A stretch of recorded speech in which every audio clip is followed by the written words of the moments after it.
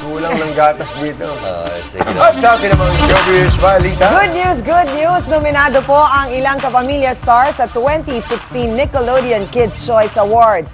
Kabilang sa mga na-nominate ngayong taon ay sina Catherine Bernardo, Enrique Hill at James Reid para sa Favorite Pinoy Personality category. Nominado rin si Jeron Teng sa Favorite Asian Sports Star category. Kaya naman mga kapamilya, maaari na po kayong bumoto para mapili ang paborito ninyong celebrities. May dalawang paraan po para kayo ay makaboto. Una, pumunta lang sa official website ng Kids' Choice Awards at doon po i-cast ang inyong mga boto. Maaari rin pong bumoto gamit ang Twitter. Mag-tweet lang kasama ang hashtag ng pangalan ng personalidad at hashtag KCA. Walang limit po sa pagboto kaya simulan nyo na yan. Alam namin, diyan kayo maaasahan. Gaganapin ang live awarding ceremony sa Los Angeles, California sa March 12. Paano kung walang bio? Pwedeng bumoto?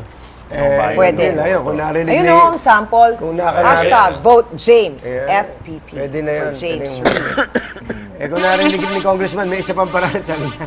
Padala mo na relief goods. Hindi sila kasali. O update naman tayo sa ang probinsya.